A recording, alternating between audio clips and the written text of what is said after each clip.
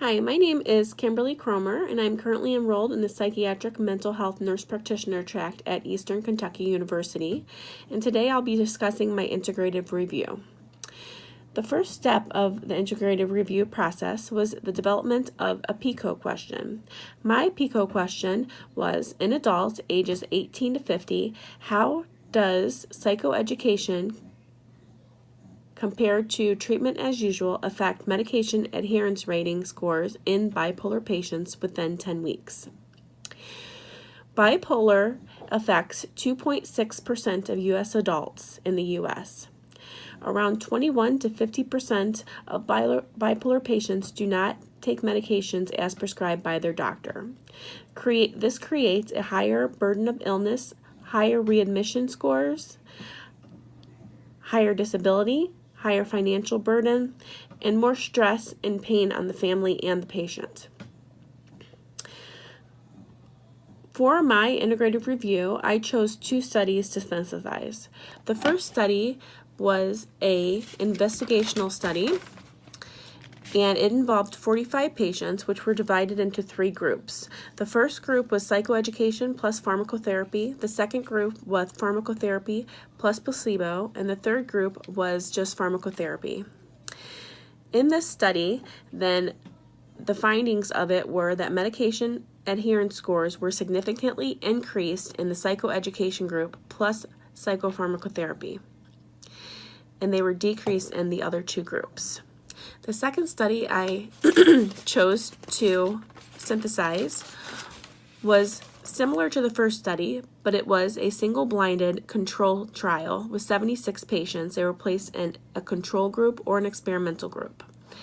They underwent 10 continuous 90-minute sessions of psychoeducation 2 times a week. The findings of this study was that the intervention group had significantly higher medication adherence scores post-intervention. In both studies, they chose similar psychoeducation terms and education to use. In the psychoeducation, then the definition of bipolar, the causes of bipolar, the education on symptoms of depression and mania, medications, misuse of drugs, and early identification of illness was discussed. The intervention I proposed would be in an outpatient setting. It would be held in areas similar to IOP and other therapy programs like drug rehab therapy, only specifically in an outpatient setting. The patients that would be referred to this program would be patients who are stable but have a history of noncompliance with medications, multiple readmissions to the hospitals, uncontrolled symptoms, and also patients who were recently in the hospital but are through the acute phase. And post-discharge, then they would be referred to this program to undergo 10 weeks of psychoeducation, and they would be followed up at 3, 6, 9, and 12 months. One thing that I would do differently than the studies have done would be to follow up at a year plus to determine if the efficacy of psychoeducation is still there at the 1+ year mark.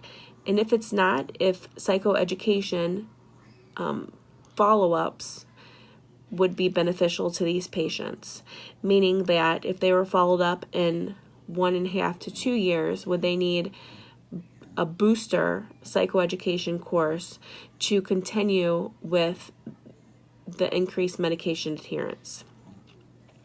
In conclusion, psychoeducation is beneficial to bipolar patients. It can increase their quality of life.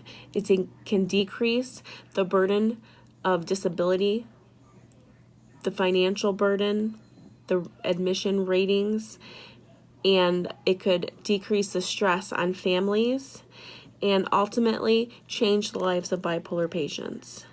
Thank you for listening. Have a good day.